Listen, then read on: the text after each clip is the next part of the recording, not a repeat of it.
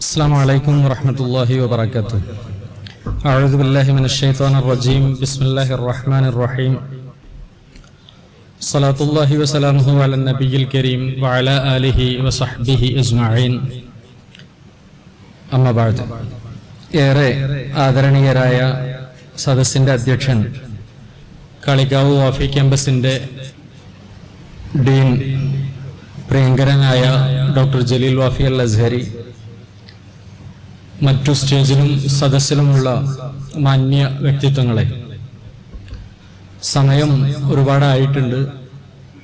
അപ്പോൾ വലിയ ഒരാശംസക്ക് സമയവും സാഹചര്യവും അനുകൂലമല്ല എന്ന് മനസ്സിലാക്കുന്നു. നമ്മൾ ഉയർത്തിപ്പിടിക്കുന്ന ഈ കോൺഫറൻസിന്റെ റൂഹ്, ആത്മാവ്, സോള്, അത് ഹക്കീം ഉസ്താദിന്റെ പ്രസംഗത്തിൽ കൃത്യമാണ്. പ്രതിസന്ധികള് ജീവിതത്തിന്റെ മുന്നോട്ട് പോകുന്നതിൽ നമ്മൾ കാണുന്ന പ്രതിസന്ധികളെ ഇസ്ലാമിന്റെ ടെക്സ്റ്റ് വെച്ച് തന്നെ എങ്ങനെ നമുക്ക് പരിഹരിക്കാം, അല്ലെങ്കിൽ അതിലൂടെ നമ്മൾ എങ്ങനെ പരിഹാരം കാണണം എന്നതിനെ കുറിച്ചാണ് ഉസ്താദ് കാര്യമായി ഊന്നി പറഞ്ഞത്. വഴിയിൽ ഒരുപാട് തടസ്സമുണ്ടെങ്കിൽ പിന്നെ എന്റെ കൂടെ 2-3 തടസ്സങ്ങൾ കിടക്കട്ടെ എന്നിടത്താണ് പണ്ഡിതന്മാര് പണ്ഡിത ധർമ്മം കുറച്ചു കാലമായിട്ട് ചെയ്തു പോരുന്നത്. അതിനപ്പുറത്ത് ഫിഖ്ഹിനെ വായിക്കാൻ ശ്രമിക്കുന്നിടത്താണ് ഉമ്മത്തിന് മുന്നോട്ട് പോകാൻ കഴിയുകയുള്ളൂ. നമ്മള് പണ്ഡിതന്മാരെ കുറിച്ച് വറസത്തുൽ അംബിയ എന്ന് പറയാറുണ്ട്.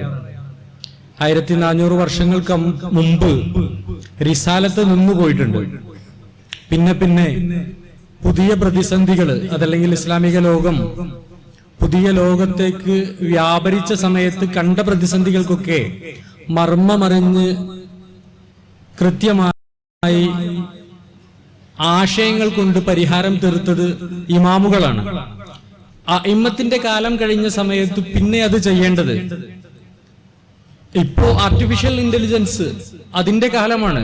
നമ്മൾ കിതാബിന്റെ രേഖകൾ അങ്ങനെ വായിച്ചാല്, അത് ടെക്സ്ച്വൽ റീഡിംഗ് നടത്തിയാല് ഇന്നത്തെ പ്രോബ്ലത്തിന് പരിഹാരം കാണാൻ സാധ്യമല്ല.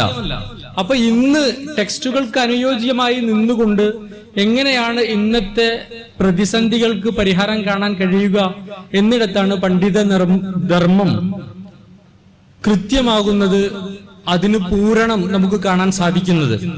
ഈ സെമിനാർ ആ അർത്ഥത്തിലുള്ള ആലോചനക്ക് കൊളുത്തുന്നതാവട്ടെ എന്ന് ആശംസിച്ചുകൊണ്ട്, എല്ലാവരും പറഞ്ഞതുപോലെ ഇത് തീർപ്പല്ല, പല കാര്യങ്ങളും നമ്മൾ മനസ്സിലാക്കലാണ്. ഉസ്താദിന്റെ സംസാരത്തിൽ പലതും പല വഴികളും നമ്മുടെ മുന്നിൽ ഉണ്ട് എന്ന് വ്യക്തമാവുന്നുണ്ട്. ഏത് കാലത്ത്? അള്ളാഹുവിന്റെ റസൂൽ സല്ലല്ലാഹു അലൈഹി വസല്ലമയുടെ തൊട്ടുടനെയുള്ള കാലത്തൊക്കെ നമുക്കിത് കാണാൻ കഴിയുന്നുണ്ട്. ലൈസ് എന്നവരുടെ ചരിത്രം വായിക്കുമ്പോൾ, മാലിക് എന്നവരുടെ ചരിത്രം വായിക്കുമ്പോൾ, ഇമ്മത്തുൽ കിബാറിന്റെ ചരിത്രം മൊത്തം നോക്കുന്ന സമയത്തൊക്കെ പല പ്രതിസന്ധികൾക്കും പൂരണം നൽകുന്ന ചെറിയ ചെറിയ ശകലങ്ങൾ കാണാൻ പറ്റുന്നുണ്ട്. അതൊക്കെ ഈ കാലത്തും സാധ്യമാണ് എന്ന് വിശ്വസിക്കുക. അതുമാത്രമാണ് ശരി എന്ന തീർപ്പിലെത്താതെ അങ്ങനെയും ഒരു ശരിയുണ്ടല്ലോ എന്ന ഒരു നിഗമനത്തിലേക്ക് എത്തിച്ചേരുന്നിടത്താണ് സെമിനാറുകളും കോൺഫറൻസുകളും ഒക്കെ വിജയിക്കുന്നത് എന്ന് വിശ്വസിക്കാനാണ് നമുക്കൊക്കെ ഇഷ്ടം. അങ്ങനെ ഒരു വിജയം ഈ കോൺഫറൻസിനും ഉണ്ടാവട്ടെ എന്ന് ആശംസിച്ചുകൊണ്ട് ഞാൻ നിർത്തുന്നു. അസ്സലാമു അലൈക്കും വറഹ്മത്തുള്ളാഹി വബറകാതുഹു.